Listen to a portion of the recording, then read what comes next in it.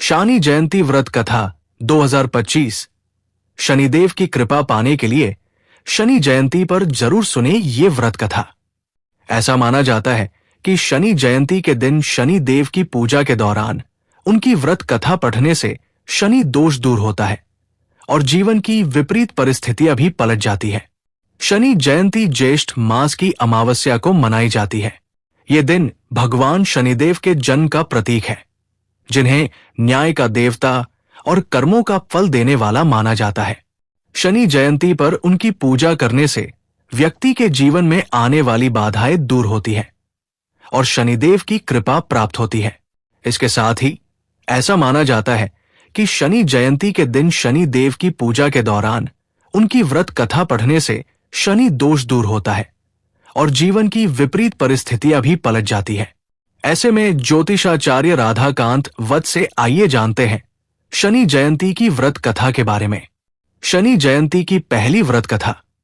पौराणिक कथाओं के अनुसार शनिदेव सूर्य देव और उनकी पत्नी छाया के पुत्र हैं।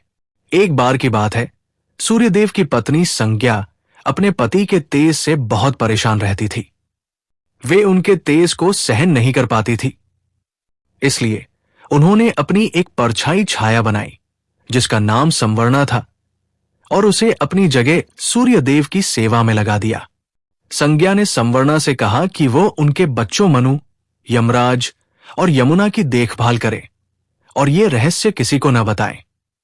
इसके बाद संज्ञा स्वयं अपने पिता के घर चली गई। संवर्णा ने पूरी निष्ठा से संज्ञा का रूप धारण कर सूर्यदेव की सेवा की और उनके बच्चों की देखभाल की।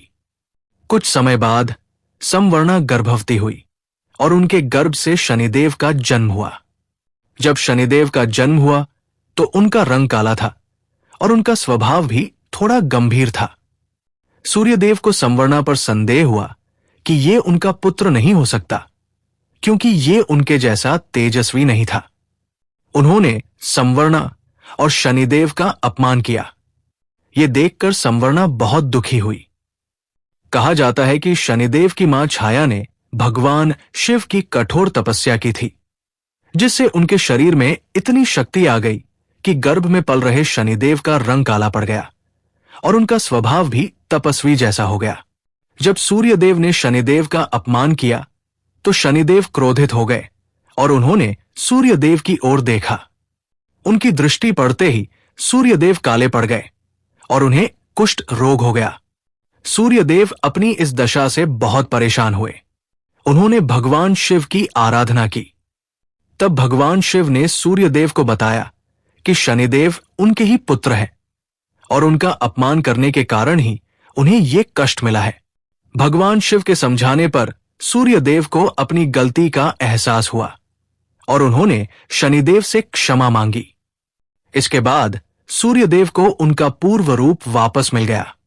तब से ये मान्यता है कि शनिदेव अपने भक्तों पर कृपा करते हैं, लेकिन जो लोग गलत कर्म करते हैं या उनका अपमान करते हैं, उन्हें उनके कर्मों के अनुसार फल देते हैं। शनिदेव को न्याय का देवता और कर्मफलदाता भी कहा जाता है। शनि जयंती की दूसरी व्रत कथा। एक और प्रसिद्ध कथा राजा विक्रमादित्य और शनिदेव की है।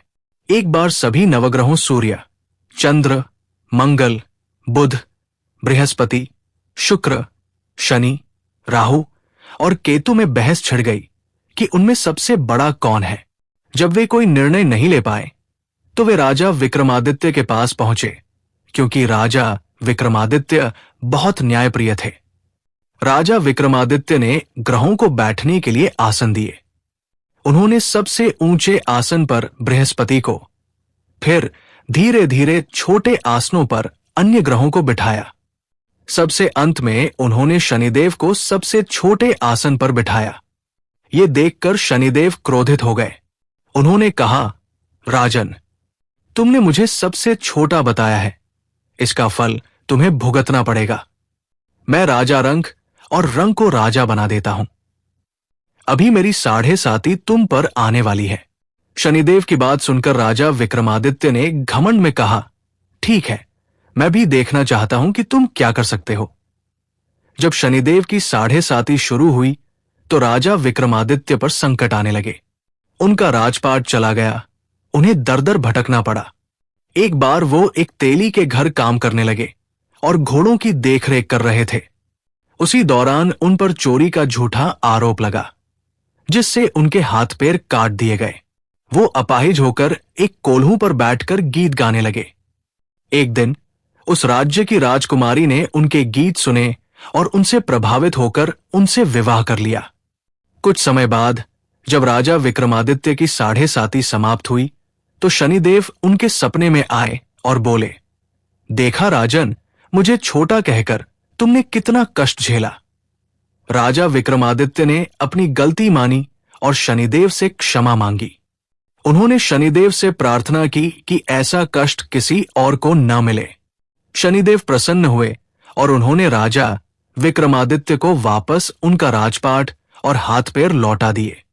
इसके बाद राजा विक्रमादित्य ने अपने राज्य में शनिदेव की महिमा का गुणगान किया और उनके व्रत और पूजा का प्रचार किया।